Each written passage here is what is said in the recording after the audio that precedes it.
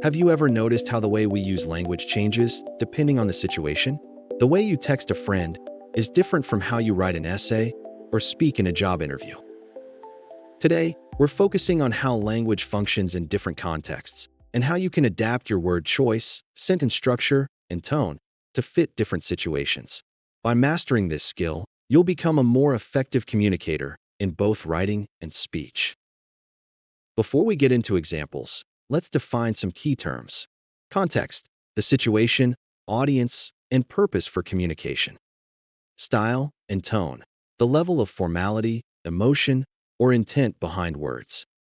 Word choice or diction, selecting the best words to fit the situation and convey meaning clearly.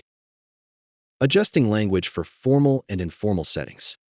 Informal, text message to a friend. Hey, what's up? You want to hang out later? Formal, email to a teacher. Hello, Mr. Smith. I hope you're doing well. I wanted to ask if you're available to meet after class today. Why it works. The text message is casual and uses slang and abbreviations. The email is formal, with proper greetings, complete sentences, and polite phrasing. Sentence structure for effect. Simple sentence. The storm was bad. Revised for impact. Lightning slashed through the sky as rain pounded the streets, turning the city into a sea of rushing water. Why it works. The second sentence paints a vivid picture, using descriptive language and varied sentence structure to create a stronger effect. Persuasive versus informative writing. Persuasive opinion piece. Social media is harmful to teens because it increases anxiety, distorts self-image, and reduces real-life interactions. Informative research paper. Studies show that social media use among teenagers has been linked to increased anxiety and self-esteem issues. However, some research also highlights its benefits, such as connectivity and access to information. Why it works.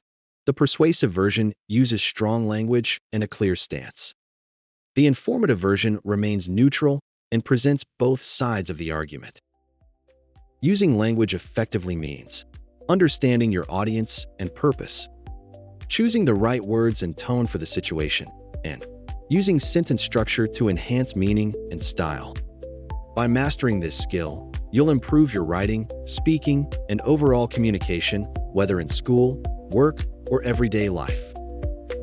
Words have power. Use them wisely, shape them carefully, and let them serve your purpose. Thanks for watching. Keep practicing, and see you next time.